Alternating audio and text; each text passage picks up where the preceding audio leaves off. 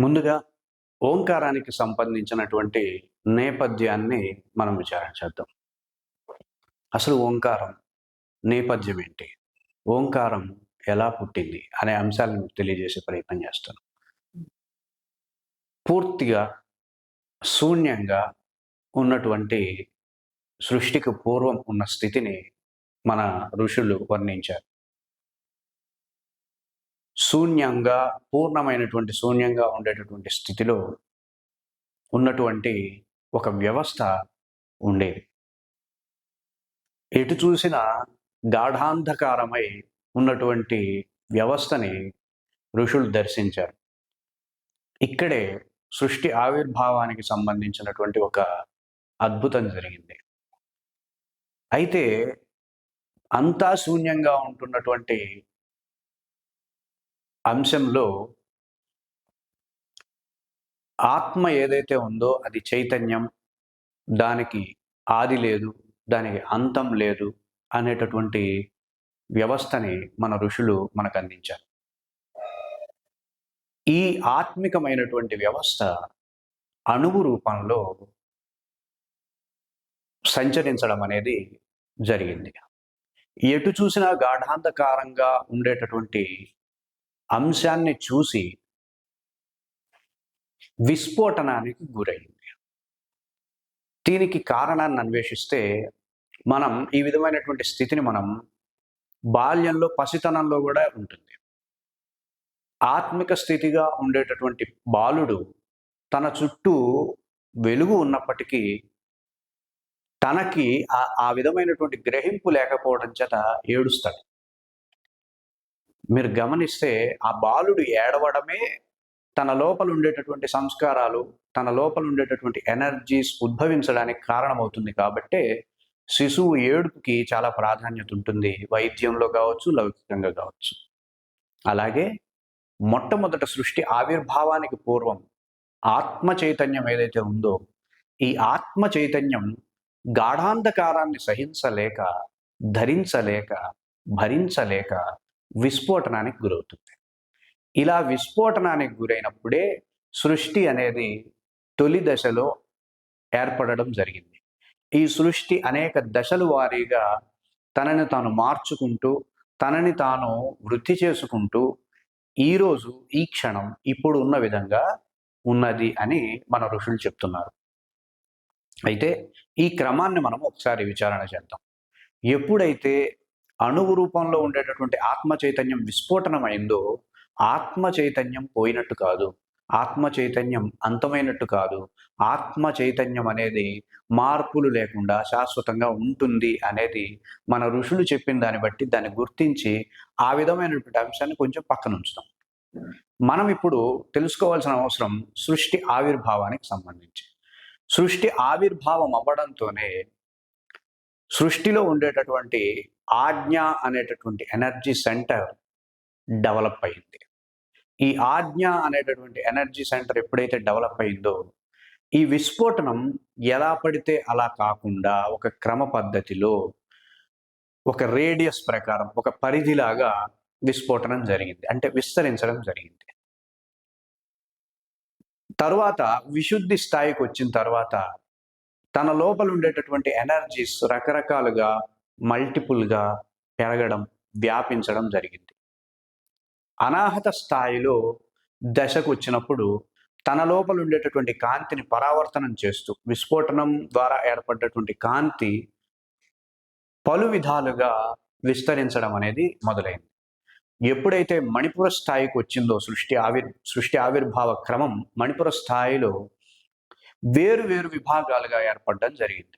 అందుకే మనకి సృష్టి వేరు వేరు అంశాలుగా విడిపోయి ఉంటుంది, కానీ ఒకేలా ఉంటుంది. మనదొక సౌర కుటుంబం, మనదొక గెలాక్సీ, అలాగే ఇంకో గెలాక్సీ, అలాగే ఇంకో గెలాక్సీ, అలా మల్టిపుల్ గెలాక్సీలు ఏర్పడడం ఈ మణిపుర స్థాయిలో జరిగింది. ఎప్పుడైతే స్వాధిష్టాన స్థాయిలో సృష్టి ఆవిర్భావ ప్రక్రియ చేరుకుందో అప్పుడు ఈ సౌర కుటుంబంలో ఉండేటటువంటి వ్యవస్థ ఏదైతే ఉందో అది మళ్ళీ విస్ఫోటనం చేయడం జరిగింది. విస్ఫోటనమైనటువంటి అంశాలు మళ్ళీ తన యొక్క ఆకర్షణ పరిధిలోనే ఉండే విధంగా ఏర్పాటు చేయడం జరిగింది. అలాగే మూలాధార స్థాయికి ఎప్పుడైతే ఏర్పడిందో ఈ గ్రహాలన్నీ సూర్యుడి యొక్క సౌర కుటుంబంలో ఉండేటువంటి సూర్యుడి యొక్క ఆకర్షణకి లోబడి ఒక సౌర కుటుంబం, పరిపూర్ణమైనటువంటి సౌర కుటుంబం, అలాగే జీవం కలిగేటటువంటి గ్రహాలతో ఈ సౌర కుటుంబం ఏర్పడడం జరిగింది. ఇక్కడితో సృష్టి ఆవిర్భావ ప్రక్రియ జరిగింది పూర్తి స్థాయిలో. ఇక మళ్ళీ ఇదే విధమైనటువంటి వ్యవస్థ సూర్యుడిని ఆధారం చేసుకున్నటువంటి గ్రహాల్లోనూ జరుగుతుంది. ఏ గ్రహానికైతే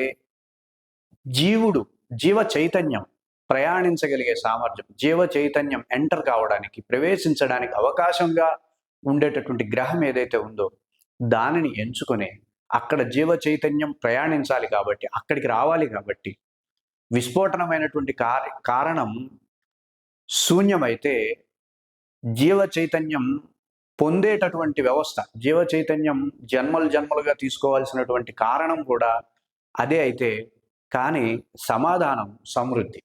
కాబట్టి ఆ సమృద్ధి కోసం జీవ చైతన్యం జన్మ పరంపరని కొనసాగించాల్సినటువంటి ఉద్యమం రానున్న సమయంలో ఉన్నది కాబట్టి, దానికి సంబంధించినటువంటి వాతావరణం తయారు చేయాలి కాబట్టి సృష్టి ఆ విధమైనటువంటి ఉద్యమాన్ని ప్రారంభించడం ఇప్పుడు మొదలు చేస్తుంది. కరెక్ట్ గ్రహాన్ని ఎంచుకోవడం, దానికి ఋషులు భూమి అనేటటువంటి నామకరణం చేశారు. భూమి అంటే ఏంటి అంటే ఉండడానికి అవకాశం అని అర్థం. భూమికి ఆ పేరు ఎందుకు పెట్టారు అంటే జీవ చైతన్యం ఏదైతే ఆత్మ చైతన్యం జీవ చైతన్యంగా మారి ఉండడానికి అవకాశం ఇచ్చేటటువంటి గ్రహం కాబట్టి ఈ గ్రహానికి భూమి అని పేరు పెట్టారు. ఈ గ్రహానికే పృథ్వీ అని పేరు పెట్టారు. ఈ గ్రహానికే ఉర్వి అని పేరు పెట్టారు. ఈ గ్రహానికి మేధ అని పేరు పెట్టారు. ఇవన్నీ కూడా జీవ చైతన్యం ఉండడానికి, ఎదగడానికి, వృద్ధి చెందడానికి, మేధస్సును పొందడానికి ఉపయోగపడేటటువంటి లక్షణాలు కలిగే గ్రహం కాబట్టి ఆ లక్షణాలని అనుసరించి ఈ గ్రహానికి ఈ విధమైనటువంటి నామకరణాలని మనకు ఋషులు అందించారు. ఇలా భూమి పుట్టడం, భూమికి సంబంధించినటువంటి భూమి ఏర్పడడం, భూమిలో వాతావరణం ఏర్పడడానికి కావలసినటువంటి మార్పులు సృష్టి చేయడం, ఇలా వాతావరణ మార్పులు ఏర్పడ్డాక మొట్టమొదటిసారి ఆకాశం అనే ఎలిమెంట్ ఏర్పడడం, ఆకాశం నుండి వాయువు ఏర్పడడం, వాయువు నుండి అగ్ని ఏర్పడడం, అగ్ని నుండి జలం ఏర్పడడం, జలము నుండి పదార్థం ఏర్పడడం, పదార్థాన్ని ఆశ్రయిస్తూ చెట్లు, మొక్కలు ఇత్యాది అంశాలు ఏర్పడడం, వాటి ద్వారా ఔషధులు ఏర్పడడం, ఆ ఔషధుల నుండి జీవుడు ఏర్పడడం, ఈ జీవుడు జనన మరణాలకు సంబంధించినటువంటి జన్మలని 84 లక్షల జన్మలుగా ఎత్తడం, ఇటువంటి క్రమం అనేది జరిగింది.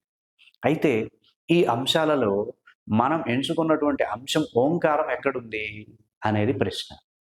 అయితే ఇది క్రమంగా మనం అర్థం చేసుకోవడానికి మీకు ఈ ఉపోద్ఘాతాన్ని చెప్పాం. అయితే ఇక్కడ ప్రతి క్షణం ఓంకారమే ఉన్నది. సృష్టి విస్ఫోటనం అప్పుడు ఓంకారమే ఉంది. సృష్టి విస్ఫోటనమైన తర్వాత గ్రహాలుగా ఏర్పడుతున్నప్పుడు అక్కడ ఓంకారం ఉన్నది. అలాగే భూమి ఏర్పడ్డ తర్వాత జీవ చైతన్యం ప్రవేశించేటప్పుడు ఓంకారం ఉంది. జీవుడు ప్రతి జన్మలోనూ ఓంకారంతోనే ముందుకు వచ్చాడు. ఈరోజు అదే శబ్దాన్ని తీసుకొని మేధస్సుని పెంచుకుంటూ ఒక యోగిలాగా, ఒక ఋషిలాగా తయారవ్వడానికి ఈ శబ్దమే కారణభూతమైంది. కాబట్టి ఈ ఓంకారం అనేది అన్ని చోట్ల, అన్ని స్థాయిల్లోనూ, అన్ని అంశాలలోనూ ఈ ఓంకారం అనేది సాధకుడిని రక్షిస్తూ ఉన్నది. కాబట్టే ఓంకారానికి వైదికమైనటువంటి అంశాలలో సముచిత స్థానాన్ని, సమున్నతమైనటువంటి ప్రాధాన్యతని ఈ ఓంకారానికి వైదికమైనటువంటి వాంగ్మయం అందించింది. అందుకే మీరు ఏ ఉపనిషత్ శ్లోకం తీసుకున్నా, ఏ విధమైనటువంటి గ్రంథాన్ని తీసుకున్నా మొట్టమొదటి అక్షరం ఓంకారంతో ప్రారంభించబడి ఉంటుంది. ఓం శాంతి శాంతి శాంతి అని చెప్పి దాని యొక్క ఉపక్రమం కూడా ఓంకారంతోనే ఉంటుంది. అలాగే ఏ మంత్రం ముందైనా సరే ఓంకారాన్ని చెప్తాం, ఏ నామాన్ని అయినా సరే ఓంకారం ముందే చెప్తాం, ఓంకారాన్ని ముందు ఉంచి చెప్తాం. ఏ మంత్రమైనా, ఏ నామమైనా, ఏ కార్యక్రమమైనా ఓంకారాన్ని ప్రప్రథమంగా ఉంచి ప్రారంభించడం అనేది మన సంస్కృతిలో భాగమైంది. ఈ ఓంకారాన్ని సాధనలో ఎలా మిళితం చేయాలి అన్నటువంటి అంశాలని ఋషులు పరిగణలోకి తీసుకొని ఈ క్రియాయోగ సాధనలో ప్రణవ సాధన అనేటటువంటి ఒక ప్రాథమికమైనటువంటి సాధన అంశాన్ని మన కోసం రచించడం జరిగింది. అయితే చాలా మందికి తెలియని అంశాలు ఏంటంటే ఈ ఓంకారాన్ని ఎలా ఉచ్చరించాలి, ఎంతసేపు ఉచ్చరించాలి, ఏ విధంగా ఉచ్చరించాలి, ఏ ఏ నిష్పత్తుల్లో ఉచ్చరించాలి, ఏ స్థాయిలో ఉచ్చరించాలి, ఇట్లాంటి అంశాలపై ఏ అవగాహన లేకుండా కేవలం ఓం అంటూ ఉండడం కొంతమంది, ఓం అని కొంతమంది ఓం అంటూ ఉండడం కొంతమంది, ఇట్లా శాస్త్ర విషిద్ధమైనటువంటి శాస్త్ర నిషిద్ధమైనటువంటి సాధనలు నేటి కాలంలో మేము గమనిస్తూ ఉన్నాం. ఆ నిమిత్తమే మేము మీకు ఈ వీడియోని అందిస్తున్నాం. ఓంకారాన్ని శాస్త్రం ఏ విధంగా చెప్పిందో ఆ విధంగానే ఉచ్చరించాలి. శాస్త్రం ఏ విధంగా ప్రతి ఒక్కరూ ఓంకార సాధన చేయాలో ఆ విధంగానే ప్రతి ఒక్కరూ ఓంకార సాధన చేయాలి. కానీ మనం సొంత తెలివితేటలతో ఆ ఓం అని కానీ ఇట్లాంటి వ్యవస్థల జోలికి వెళ్లకుండా ఉండడం మంచిది. ఎందుకంటే ఇది మన ఎనర్జీస్ని, ఆ శబ్దం చాలా వేగంగా ప్రభావితం చేయగలిగేటటువంటి శబ్దం ఏదన్నా ఉంటే అది ఓంకారం. కాబట్టి ఓంకార సాధనలో చిద్గురు గీత అనేది ఒక సమున్నతమైనటువంటి పరిశోధన చేసి సక్రమమైనటువంటి మార్గాన్ని, సరళమైనటువంటి మార్గాన్ని ఈ షట్చక్ర ఆకర్షణ క్రియ అనేటటువంటి సాధనలో చేరినటువంటి సాధకులకి అందిస్తున్నాం. వారు ఆ సాధనతో చక్కటి ఫలితాలను పొందారు, పొందబోతున్నారు. వారి యొక్క స్పందనని, వారి యొక్క ఫీడ్బ్యాక్స్ని మన చిద్గురు గీత యూట్యూబ్ ఛానల్లో వీక్షించగలుగుతారు. నేను ఈ కార్యక్రమం ద్వారా నేను చెప్పేది ఏంటంటే, ప్రతిదీ శాస్త్ర ప్రమాణంతో, యుక్తితో, ఒక అనుభవంతో, ఒక ఆచరణాత్మకమైనటువంటి విధానంతో, హేతుబద్ధతతో ప్రాక్టీస్ చేసినట్లయితే చక్కటి ఫలితాలని తొందరగా మనం ఆకర్షించగలుగుతాం. ఈరోజు లా ఆఫ్ అట్రాక్షన్ని చెప్పడమే కాదు, లా ఆఫ్ అట్రాక్షన్తో అనేక కార్యక్రమాలని విజయవంతంగా సక్సెస్ఫుల్గా మీ ముందుకు తెస్తూ ఉన్నటువంటి ఒక సంస్థ అది చిద్గురు గీత. ప్రతి అంశాన్ని ప్రాక్టికల్ అప్రోచ్తో, కార్యకారణ అంశాలని పరిగణలోకి తీసుకొని మీకు సరళంగా అందించేటటువంటి ప్రయత్నంలో మేము సక్సెస్ అయ్యాం. చక్కటి విజయాన్ని మాకు అందించినందుకు మీ అందరికీ ధన్యవాదాలు, కృతజ్ఞతలు తెలియజేసుకుంటూ మరొక అంశంతో మీ ముందుకు వచ్చే ప్రయత్నం చేస్తాను. ధన్యవాదాలు.